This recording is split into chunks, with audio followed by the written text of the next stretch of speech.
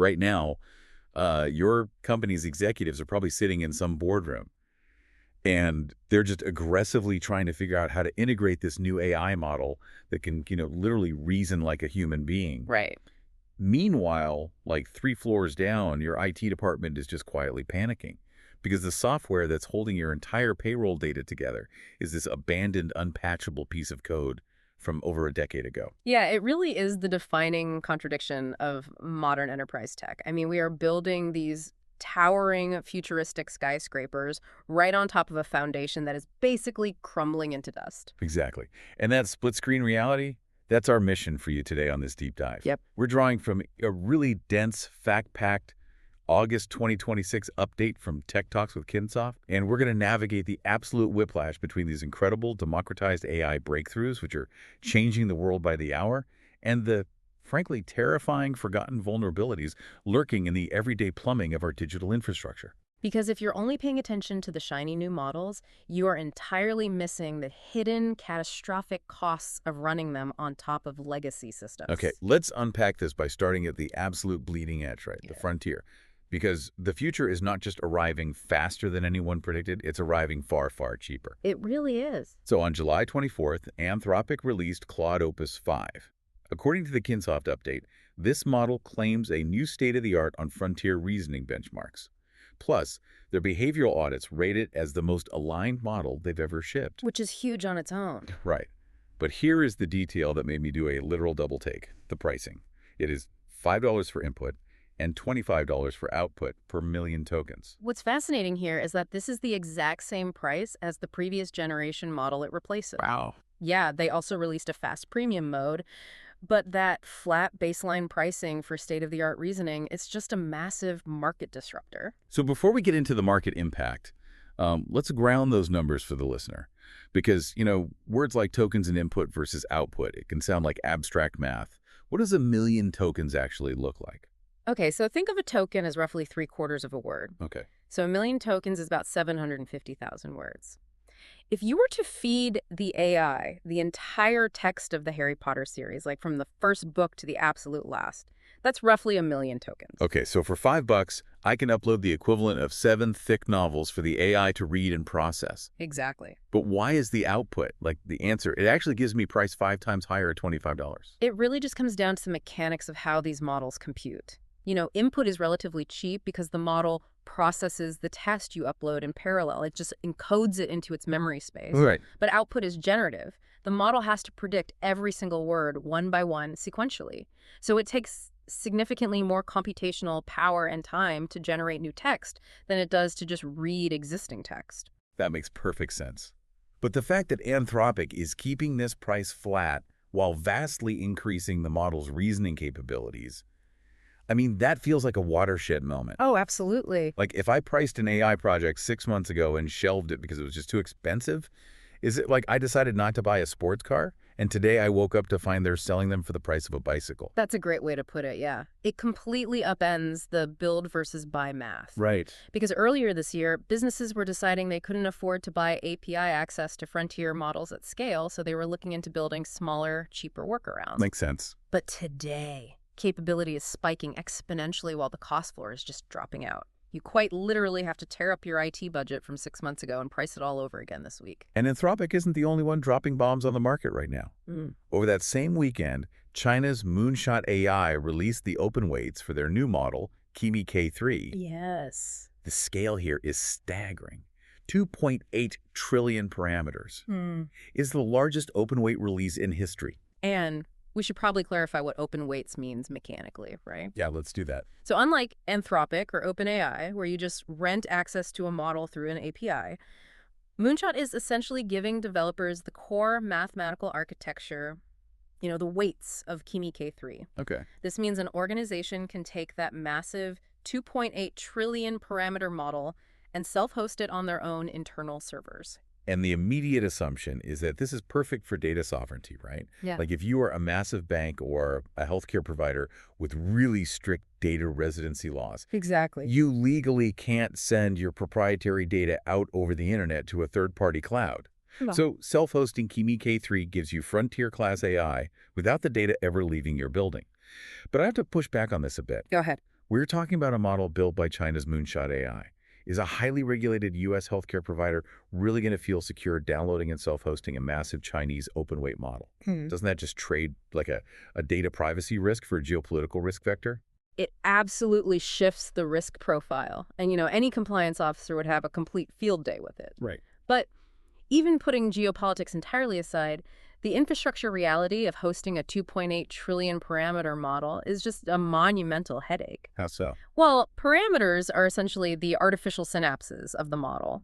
2.8 trillion of them requires an unbelievable amount of VRAM, that's video RAM, just to hold the model in memory, let alone actually run inferences on it. So this isn't something I can just, download onto a high-end corporate server rack in the closet. Not at all. I mean, you were talking about lashing together massive clusters of specialized GPUs. You have to upgrade your data center's cooling infrastructure. Wow. Yeah, the power grid draw alone is staggering. Self-hosting a model this size is no longer just a software project. It is a massive capital expenditure. So the capability might be free, but the infrastructure toll is incredibly heavy. Which perfectly frames the incredibly weird week over at Google. Because keeping up this breakneck pace, whether it's Anthropic optimizing compute costs or Moonshot scaling parameters, it requires a perfectly tuned organization. Right. And Google seems to be experiencing a bit of a split-screen reality of its own.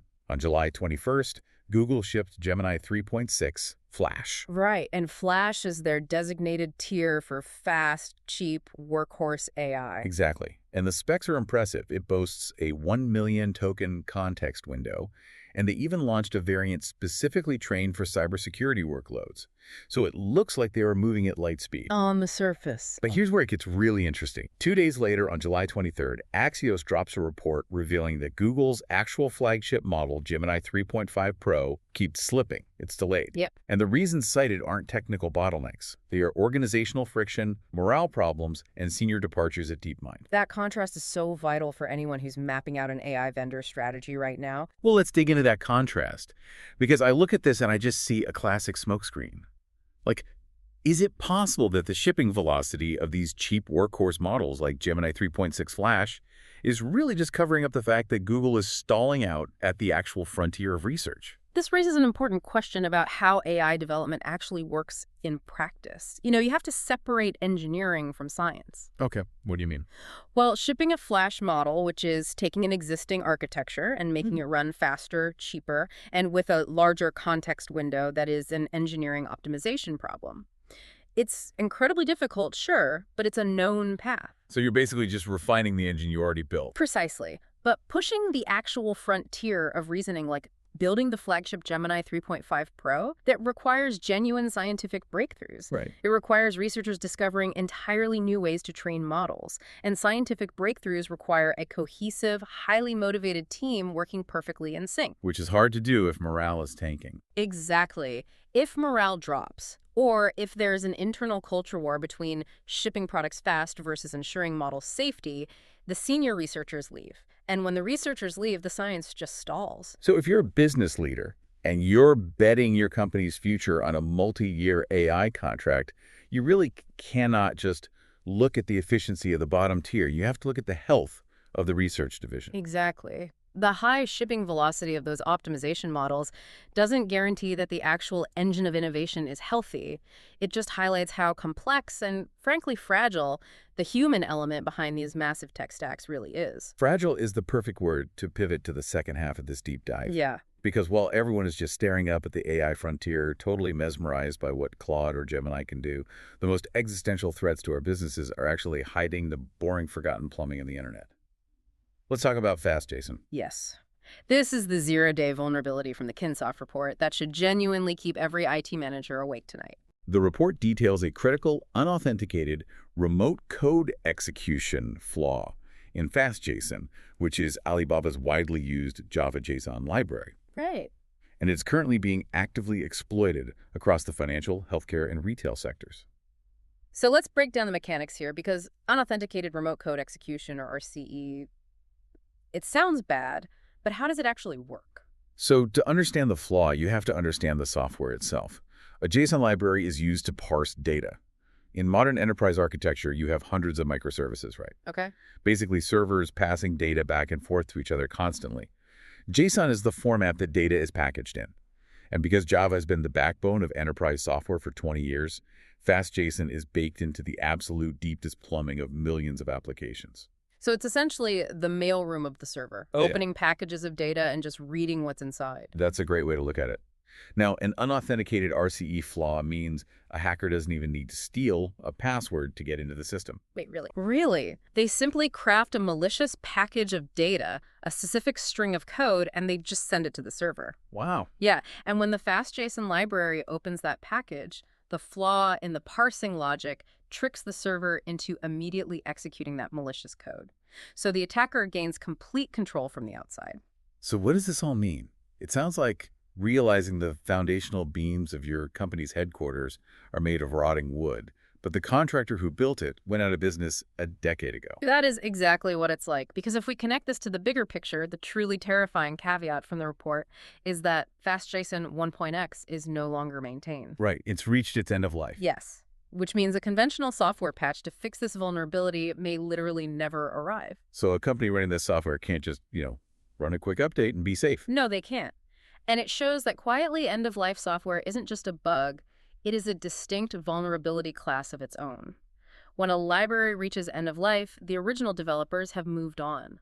The cavalry is not coming. So what are the options? Well, the Kinsoft report notes that the only mitigations are turning on something called SafeMode, which restricts some of the library's functionality to block the exploit, or entirely migrating your systems to a maintained alternative. And migrating away from deeply embedded plumbing like that, that must be an absolute nightmare. You risk breaking countless dependencies in the code, right? It is incredibly painful and very expensive. It requires thousands of developer hours to rip out a foundational library and replace it. Right. So companies often just leave it, they cross their fingers and just hope they don't get hit. But right now, attackers are actively exploiting this in the wild. So for you listening to this right now, think about your own organization's tech stack. You need to ask your IT team today, are we running FastJson 1.x anywhere in our architecture? Yeah. And if so, is SafeMode turned on? Absolutely. Because if you don't know the answer, the threat actors currently hunting through the financial sector, they will eventually find out for you. And we shouldn't just focus on forgotten, unmaintained code either. The everyday, perfectly functioning systems that we completely take for granted, those are increasingly becoming the weakest links too. This is where we get into human behavior. Yeah. And the Ernst & Young story from the report gave me actual chills because I instantly recognized my own bad habits here. We all do it. Right. So on July 15th, EY notified U.S. regulators that an unauthorized party spent a fortnight from late March to mid-April inside a third-party IT support ticket platform. Just poking around. Exactly. And while they were inside this help desk system, the hackers downloaded client tax and financial data. Now, an unverified extortion group is claiming responsibility and threatening to leak the files. And the critical detail here is why highly sensitive client tax data was sitting inside an IT support ticket platform in the first place. Right, because this is just human nature, isn't it? Yeah. Think about the last time your accounting software glitched. You're trying to meet a deadline, a crucial tax file won't open, or the formatting just breaks. You're stressed. You're in a hurry. Exactly. You don't think about the incredibly sensitive data inside the file. Yeah. You take a screenshot, or you attach the broken file itself to a Zendesk or an IT support ticket, and you write, hey, fix this. Yep. We are basically using a glass wall as a bank vault, just because it's convenient. Yeah. You just bypassed millions of dollars of corporate cybersecurity to drop a client's social security number into a glorified inbox. You have perfectly described how shadow data repositories are born. Shadow data repositories. Yeah. Every major organization has its official, highly guarded vaults, the CRM, the main financial database. Those systems get audited annually. They have strict access controls, encryption, the works. Right. But a third-party IT help desk platform, that's just considered operational overhead. It rarely, if ever, falls under the scope of rigorous data protection reviews. Because the security team just assumes it's an inbox for, my printer's jammed complaints. Exactly. But over years of operation, because of that very human nature you described, that help desk system accumulates tens of thousands of attachments. Unencrypted tax files, payroll spreadsheets, internal strategy documents, passwords sent in plain text. Wow. Yeah, the support ticket platform silently becomes a shadow database that actually contains more raw, sensitive information than the heavily fortified CRM.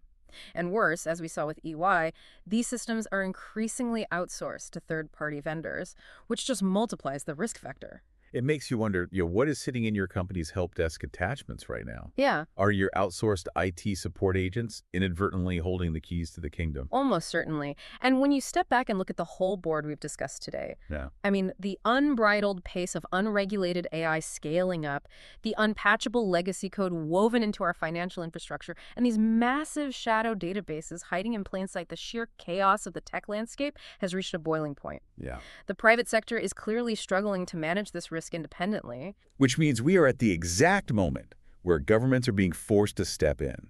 They're pulling this entire conversation out of the server room and onto the global stage. It's a huge shift. Reuters is reporting that Washington and Beijing are going to hold their first dedicated AI talks in September.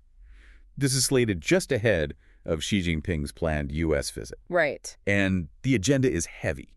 They're going to cover monumental risks like the military use of AI and potential AI-driven attacks on critical infrastructure. And we need to look at this strictly through the lens of market impact and compliance, because the mere existence of these formal bilateral channels between Washington and Beijing, it signals a fundamental shift in how artificial intelligence is going to be treated globally. We are moving from tech bros debating ethics on conference panels to actual high-stakes statecraft. Are we about to see AI treated like nuclear material on the world stage? It's certainly heading in a highly regulated direction, and where statecraft goes, massive business compliance inevitably follows. Right. The establishment of these talks tells the market that incoming export rules are going to get significantly tighter. We are going to see severe model access restrictions. Governments will begin dictating who is legally allowed to buy, rent, or self-host those massive frontier models we talked about at the beginning of the hour. So the red tape is coming. Big time. It signals that massive, incredibly expensive compliance obligations are coming for any business utilizing this technology at scale. The economics of overhauling an enterprise tech stack while simultaneously funding frontier AI research and then paying for all this new government compliance, it's staggering. It is staggering. And it's actually the next economic shoe to drop in this story. Oh, with the earnings reports? Yes.